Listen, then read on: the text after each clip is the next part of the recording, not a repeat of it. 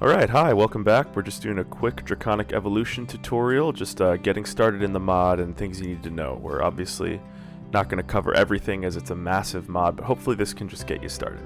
So you should definitely craft the Draconic Information Tablet. That'll help you out. It's pretty simple to do so. If we type in Information Tablet, we see it's just stone and Draconium dust. So when I get Draconium dust, I just mine in the end for Draconium ore, fly around. There's a lot of that ore there, so definitely do that. Throw it in a sag mill and get some of that Draconium dust out of there. Make sure to use the vibrant alloy grinding balls in this slot. That's how you get the most out of it. Okay, so really the big thing you're going to need for this mod is a fusion crafting setup.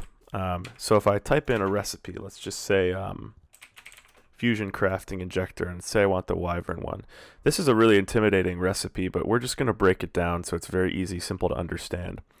So fusion crafting, you just have the injectors, which is where you put the item, and the core, which is where you put what you want to craft. So I'm just going to grab a fusion crafting core, and I'll grab the basic level injectors here. Okay, so all you need to do to craft these is put the core on the ground. It'd probably be more helpful to put it in the air, so I'll just grab a block here. I like to put mine one block in the air, and then the injectors are just going to go a couple blocks out from it. We'll say 3 blocks out, and I think it's nice and easy to put them in a little cross pattern here. You don't need that one. Okay, great. And we'll do the same thing on the other side for a total of 8 injectors. Easy. And now all we have to do is supply some power to these fusion crafting injectors. So I'm just going to grab my creative energy source here. But I do want to show you one other thing, which is this requires a lot of power. So you want to make sure that you're not limited by the flow rate of whatever conduit you're using. So these cryostabilized flux ducts from thermodynamics are really great, as they don't have any limit on the amount of energy flow. So I'm going to use those to power my fusion crafting injectors. And here I have a creative energy source, but we assume this is, oh, excuse you, Mr. Dragon. But you can assume that this is just the power system that you have behind it. So let's say we're going to make the wyvern fusion crafting injector. I'm going to need 2 draconic cores, wyvern core, draconium block, 4 diamonds. So that's great. So I'll grab my wyvern core, draconic core, need 2 of those, draconium block, that's no problem, and I'll grab my 4 diamonds. Okay, nice achievement. So I'm just going to plop these one by one into the injector. 1, 2, 3, 4. Same thing for my draconic cores. Sorry about the dragon. And the wyvern core. And the last step, if we look at the recipe, is to throw a basic fusion crafting injector in the middle there. So I'm going to do that. I get the recipe. I'm going to click start. And no problem. And obviously it goes really fast because these flux ducts have no limit on the flow rate. So they're going to charge up super fast. Cool animation. Great. Basically, you need different tiers of this in order to do different crafting. So for example, if I want to get the draconic pickaxe, that is a draconic tier fusion crafting, which means all 4 of these items have to have draconic level injectors. Okay, great. So obviously, as you can see, there's a lot of expensive components here, a lot of power requirements. Let's just talk about how you can get awakened draconium, which is really important.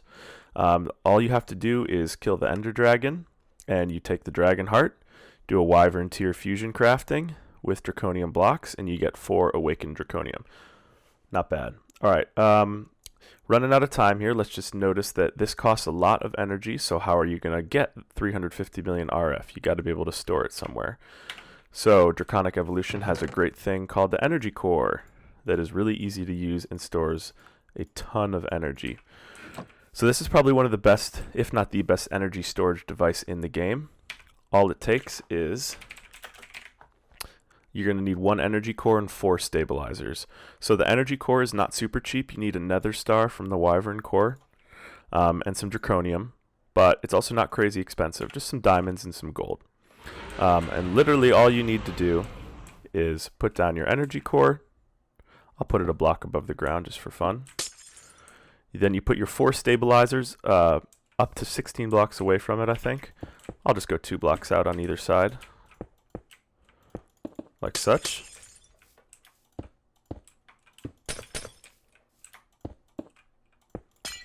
Right click on the middle, it says it's all valid. We click activate. There we go, we got our energy core, and now when we click on it, it has a capacity of 45 million. Great. And then in order to put energy into the core, we're just going to take our energy pylon here. We're going to throw some glass on top of it, and it automatically links up with the core.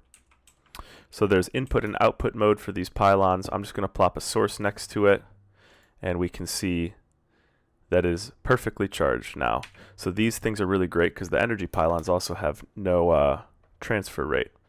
So if I were to take an energy pylon, I could use that in place of the creative energy source if I'm near my reactor by just throwing some glass on top of it and throwing it into output mode. Great. I'll just do that here for both of my fusion crafting pylons. Just right clicking on the block changes the mode. So you can also upgrade this core to store a lot more. If you want to know how to upgrade it, just click deactivate and click tier up, and it will tell you what it's expecting. If you click build guide active, it'll show you what you need to add in order to upgrade it. So pretty sweet, pretty easy to use. That's how you're going to store all the energy you need for fusion crafting. I'd recommend keeping your fusion crafter close to your power core so that you can use these pylons to wirelessly transfer the energy to the fusion crafting injectors. The last thing I'll say is that if you have the pickaxe, the Wyvern pickaxe, it's a really great pickaxe and you can upgrade it. So let me just grab one here. And you'll notice that if I open it up here, it says I hold down control on it. It has RF capacity, dig speed, and dig AoE is unupgraded. And this really confused me for a while. But what you need to do is look for the upgrade key for whatever you want to upgrade. So if I want to upgrade dig speed, I need the dig speed upgrade key. And in fact, if I grab the key for it, then hover over it in my inventory, it'll say this is what I need to do in order to upgrade it to this level. So in order to do the Wyvern level, this is what I'll need to do. And just for reference, it goes Draconic, Wyvern, Awakened, and Chaotic.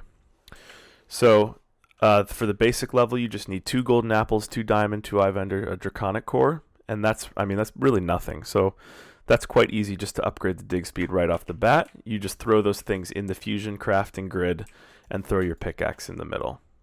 Very easy. Okay, so that's the bare bones basics to Draconic Evolution. There's obviously a ton more in this mod, as you can see. If I filter by it, there's a lot going on here. But I'd encourage you to explore it and play around with it, and drop a comment if you have any questions. I'd be happy to answer it.